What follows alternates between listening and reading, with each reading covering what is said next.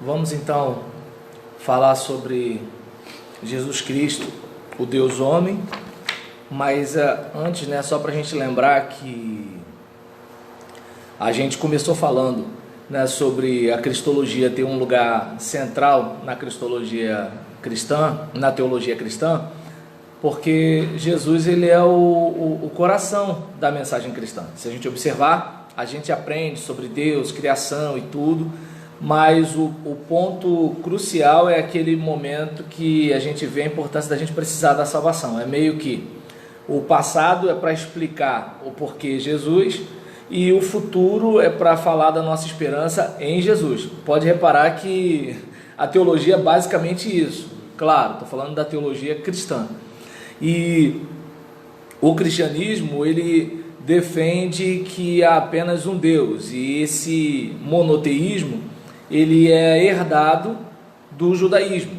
A gente percebe que a primeira igreja ela é constituída de judeus, e os judeus eles já tinham aquela convicção, e Jesus Cristo ele é anunciado num pano de fundo que já se apresenta a vinda do Messias, que viria aquele para esmagar a cabeça da serpente. Então a gente percebe que o cristianismo, como alguns interpretavam lá atrás no passado, que viam o cristianismo como uma dissidência do judaísmo, como uma ramificação do judaísmo, como diz lá no Novo Testamento, a seita do Nazareno.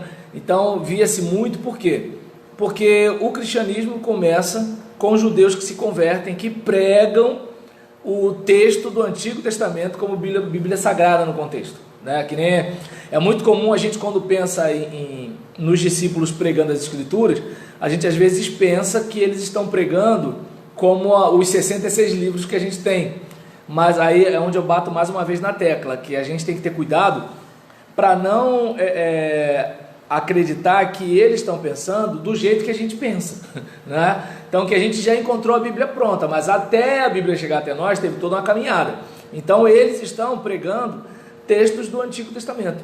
Então tudo deles praticamente, com exceção obviamente da língua que é grega, mas assim, eles pegam tudo emprestado da religião judaica, com uma diferença: os judeus não viram em Jesus o Messias prometido, e os cristãos conseguiram ver Jesus como o Messias prometido. E a gente falou sobre a importância da cristologia, a herança que se recebe do judaísmo como o monoteísmo, e a gente tinha falado até mesmo no capítulo passado, na aula passada, sobre Jesus ter vindo em carne, e um dos problemas que a igreja enfrentou, já vou chegar no capítulo 4, mas acho que só para a gente recapitular, a gente viu um dos problemas que a igreja enfrentou, que foi o docetismo, em que se dizia que Jesus parecia, Então não que Jesus necessariamente ele era um ser humano.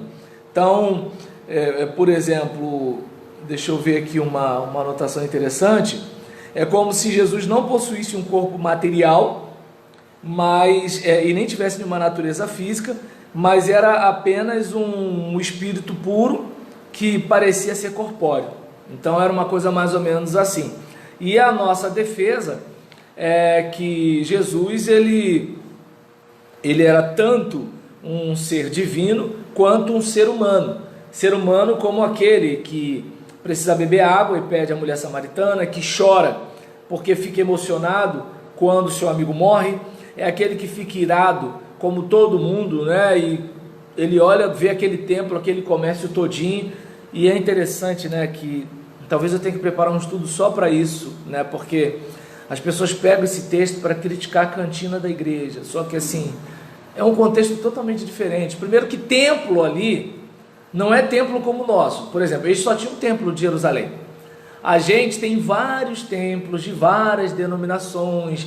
Então, assim, não dá nem para comentar aqui porque é muito tempo, mas assim, a ideia de templo deles era totalmente outra. Por exemplo, eles eram cristãos e adoravam a Deus num templo judaico, num templo judeu. Então, só para você ver aí que era diferente, certo? E a gente, por exemplo, quando tem cantina, a ideia principal não é comércio, mas a ideia é, por exemplo, imagina, o cara ele veio, ele trabalhava lá em Niterói, ele veio no culto na igreja São João de Meriti, veio direto para cá. Pô, a cantina fortalece. E ao mesmo tempo, aquela venda ali, ela ajuda na contribuição para a manutenção do templo. A ideia não é uma ideia de lucro, né? Até porque, vamos pensar o seguinte, se fôssemos pensar em relação a negócio, imagina, eu faço um pudim de leite, trago para a cantina da igreja e eu compro pudim de leite que, pô, assim... Mas não vai nem valer muito a pena isso daí, porque está arriscado a gente ter mais aborrecimento do que edificação. Então acho que é melhor preparar mesmo o estudo para a gente não ter problema. E aí nesse caso, assim, Jesus, que era o assunto que eu tinha para falar, né? Jesus está com a macaca vendo aqueles caras fazendo aquele negócio todinho e tudo tal, sai quebrando tudo e sai tocando terror, porque está injuriado. Então você vê um Jesus com sede, você vê um Jesus que faz um peixe na brasa para comer. Então você vê um Jesus que chora, você vê um Jesus que fica com a alma angustiada até a morte, de modo que ele chega para os discípulos e fala assim: pô, gente, vem orar comigo. E aí eu lembro, né, que eu tinha tocado nesse assunto aqui perto da gente encerrar, quando eu falei: poxa, pensa bem, imagina, né, o que o seu líder chegar para você e falar assim: poxa, cara, eu preciso de alguém para orar comigo porque eu estou muito angustiado, eu estou me sentindo muito mal, eu preciso de apoio e tudo tal.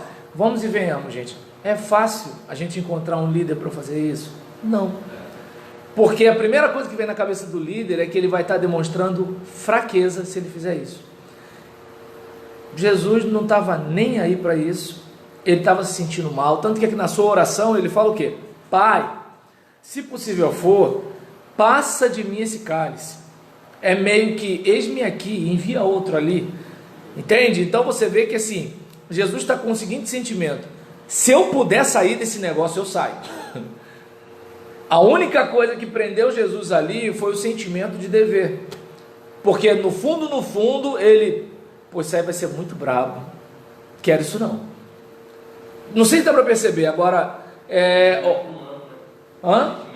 Claro! Então você vê que assim, a gente, eu não tenho medo, porque é o seguinte, pode vir capeta e tal. A gente é mais ou menos assim, a gente gosta de tocar o terror, ainda mais se estiver pregando, aí que o cara é o bicho mesmo, né?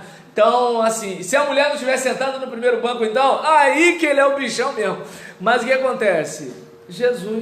Jesus, minha alma está angustiada até a morte. Pai, se possível for, afasta de mim esse cálice. Gente, vocês podem orar comigo? Estou me sentindo mal. Então, aí você olha um negócio desse, assim, é interessante, né? Porque quando a gente pensa em seguir Jesus, a gente pensa, né, em vencer o pecado, a gente pensa em vencer as tentações e tudo tal, mas olha só, seguir Jesus no caminho da humildade. Pois é. Então, a gente, por exemplo, chegando agora para falar, né, sobre Jesus Cristo, o Deus homem, a gente observa, por exemplo, que a gente tem uma observação aqui, que cristãos de igrejas protestantes tendem a sentir uma certa resistência em relação à arte sacra. É muito comum isso, porque o evangélico, ele tem muito aquela ideia de que a arte sacra pode remeter à idolatria. E é importante frisar que, assim, idolatria não tem a ver necessariamente com um santo de gesso. Idolatria tem a ver com a gente substituir Deus por alguma coisa. Então, é como aquele caso: eu amo demais o meu filho, e eu posso cair na idolatria se colocar meu filho no lugar de Deus. E aí, qual é a fronteira entre o meu cuidado com o meu filho, a minha preocupação com o meu filho, o meu amor pelo meu filho e a adoração? Muitas vezes eu posso passar essa fronteira e tentar racionalizar, explicar alguma coisa. A gente, por exemplo, pode colocar o namorado, a namorada no lugar de Deus. A gente pode colocar, por incrível que pareça, o ministério no lugar de Deus. Até que ponto eu estou disposto a perder aquela posição ministerial ali por amor a Deus? Esse é o caso, porque às vezes tem uma situação de uma... Imagina, você sabe que para ficar naquela igreja ali, você tem que agradar A, B e C. E você sabe que se você não agradar A, B e C, você vai ser mandado para aquela igrejinha lá no pico do Morro do Morcego Seco. Aí tu fica assim, naquele lugar que não tem data show, naquele lugar que não tem tecladista, naquele lugar que só tem um pandeiro, entende? É só ter um pandeiro, né? E detalhe, e o ministério de louvor é o tocador do pandeiro que canta desafinado, mas se você deixar ele chateado, ele também não vai, nem pandeiro tu tem. Então o que acontece? Numa hora dessa, muitas vezes a sua carne treme, e você faz o quê?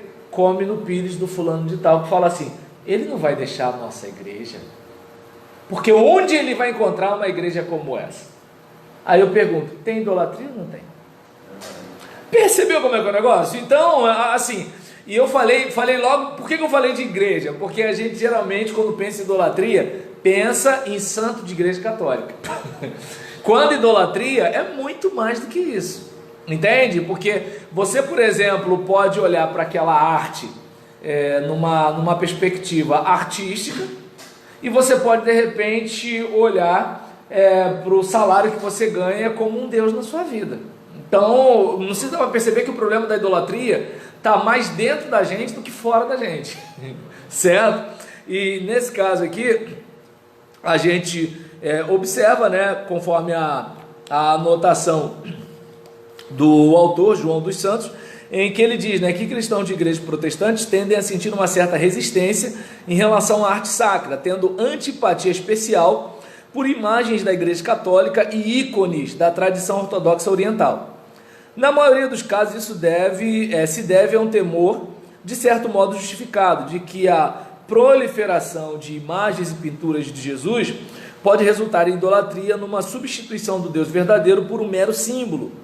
Mas não podemos nos esquecer de que a arte sacra cristã, em suas origens, teve a intenção de ilustrar histórias bíblicas e conceitos teológicos para o benefício de uma população que era, em sua maior parte, analfabeta e não possuía acesso direto às escrituras. Em algumas representações artísticas muito antigas de Jesus, podemos encontrar instâncias interessantíssimas deste ideal em prática. Então observa bem, se você está num ambiente em que a maioria das pessoas são analfabetas, você mostra símbolos, o símbolo remete a uma história, remete a uma narrativa, e aí toda vez que ela olhar para aquilo ali, ela vai recontar uma história que alguém contou para ela. Agora, por exemplo, para a gente é mais difícil entender, por quê? Porque os protestantes, quando eles começam o trabalho missionário, uma das primeiras coisas que eles fazem são escolas para alfabetizar as pessoas. Para quê? Para elas aprenderem a ler o texto sagrado, certo? Aí, a gente, por exemplo, vai observar que a arte cristã, ela tem essa intenção nas suas origens, certo? E diante disso, a gente tem, por exemplo, como vocês viram aí, está na página 46, tomemos, por exemplo, a pintura acima, datada do 6º século, encontrada no mosteiro de Santa Catarina, no Monte Sinai. Este é o exemplo mais antigo de retratos de Jesus nesta pose, segurando um Novo Testamento em uma mão e fazendo um sinal de bênção com a outra, olhando o espectador do quadro com severidade. O nome deste tipo de imagem é o Cristo Pantocrator, isto é, o Todo-Poderoso. Toda vez que mostro esta imagem a meus alunos, faço a mesma pergunta: qual é a primeira impressão deste retrato de Jesus? E quase sempre algum aluno engraçadinho dá a mesma resposta: ele é feio. O que não é bem verdade, mas também não está inteiramente longe da verdade. Estudos apontam que dois fatores que pessoas mais utilizam para medir a beleza de algo ou alguém é simetria a igualdade e equilíbrio proporcional entre todos os lados de algo, seja um rosto ou uma estrutura arquitetônica, ou um padrão num tapete. Olhem novamente para o rosto de Jesus no Pantocrátor. Ele não é necessariamente feio, mas há uma assimetria marcante entre o lado esquerdo de seu rosto e o lado direito. Na dimensão dos olhos, no arco da sobrancelha, aí está até mostrando aqui depois a comparação, né, de duas imagens. Deixa eu ver aqui. Isso. Na dimensão dos olhos, no arco da sobrancelha, no bigode direito mais longo que o bigode, no bigode direito mais longo que o bigode direito e esquerdo, na tortura do nariz, na boca que estica mais para a esquerda do que para a direita e em outros pequenos detalhes. Para se ter uma noção mais clara da simetria entre as faces deste rosto, basta apenas duplicar cada lado e ver que o que temos no Pantocrátor são literalmente dois rostos diferentes sobre a mesma cabeça. Então nós vamos olhar, por exemplo, a primeira imagem do Pantocrátor, certo? E a segunda imagem do Pantocrátor. E seguindo aqui, a gente vai perceber algumas mudanças claras. Você vê no primeiro rosto, se fosse simétrico, seria de um jeito, né? E o outro, se fosse simétrico, seria de outro jeito. E na obra de arte, a gente verifica que de propósito ele fez dois lados diferentes, um do outro. E essa é uma instância clássica da arte religiosa, ilustrando um princípio teológico. Neste caso, neste Jesus, cujas faces formam um rosto totalmente diferente, a mensagem é óbvia. Jesus possuía duas naturezas distintas, uma humana, a outra divina. Como é impossível criar uma representação artística minimamente plausível do que seria a natureza divina, o pintor buscou, utilizando a simetria radical entre as duas faces, representar simbolicamente suas duas naturezas, certo? E então a gente, por exemplo, observa, né, que Jesus ele aqui é representado como alguém que tem um aspecto e alguém que tem o outro. Seguindo para o ponto seguinte, o Jesus divino, o Jesus humano e divino, o paradoxo das duas naturezas de Cristo. Do período do Novo Testamento até o Concílio de Calcedônia, em 451, o consenso majoritário da teologia cristã é que Cristo foi plenamente humano e divino. Um dos pilares da cristologia tradicional é que em Jesus haviam duas naturezas separadas, unidas numa só pessoa. Enquanto Deus, Jesus era e é eternamente e absolutamente divino. Enquanto homem, ele foi inteiramente humano e comum. Enquanto pessoa, ele era simultaneamente humano e divino. Então a gente, por exemplo, vai observar que a gente tem duas naturezas em uma só pessoa, certo? O nome técnico para esta junção de duas naturezas na pessoa de Jesus é a união hipostática. Meu Deus do céu, certo? Então a gente tem, por exemplo, nessa união hipostática uma junção de assim, olha, ele é homem, ele é Deus. Ele não é um pouco Deus, ele não é um pouco homem. Ele é Deus e ele é homem. A palavra grega de onde a gente importa essa união hipostática é hipostasis, termo grego que significa substância ou essência, usado na metafísica para apontar para algo em seu nível mais fundamental, além de quaisquer características ou atributos que ela possua.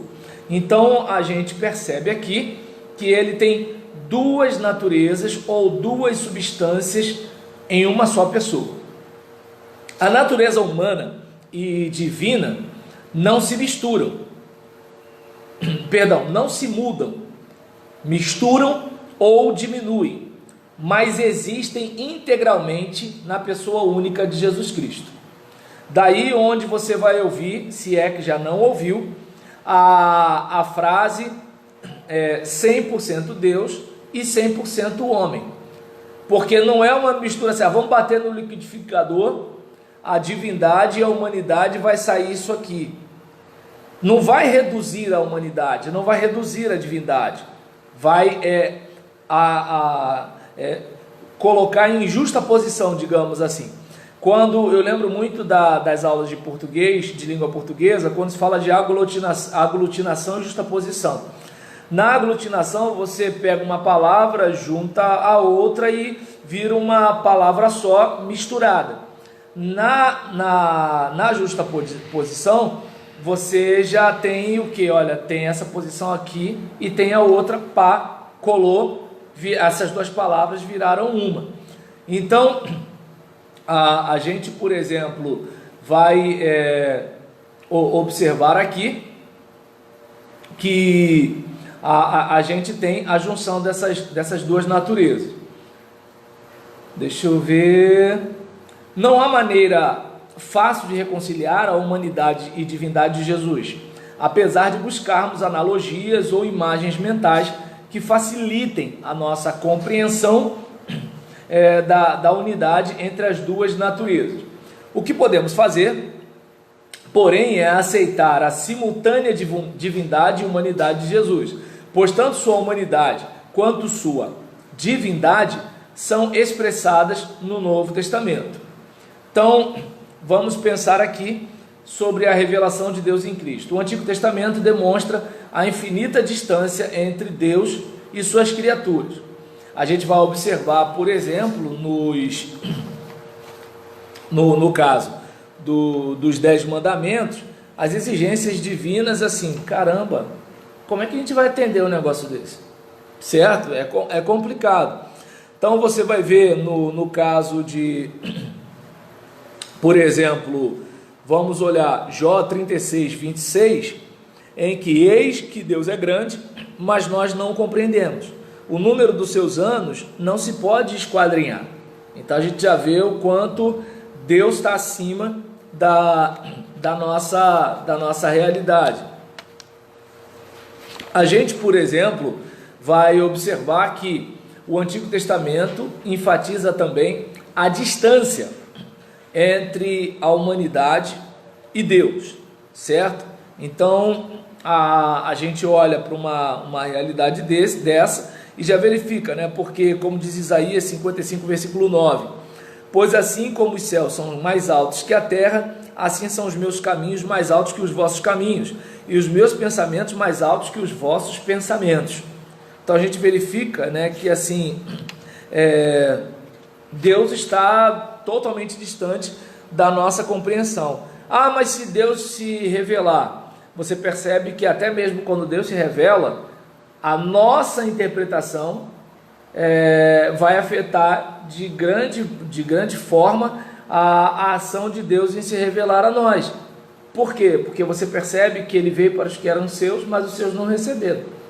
Então a gente vai olhar e verificar que assim, Deus ele está sempre falando, mas a pergunta é como a gente está discernindo o que Deus está falando. Ainda tem uma situação como essa. Então a gente vai ver que ele pode revelar-se às suas criaturas e fazer-se conhecido segundo o seu prazer. Nós vamos, por exemplo, olhar João capítulo 1, versículo 17 e 18. Porque a lei foi dada por Moisés, a graça e a verdade vieram por Jesus Cristo.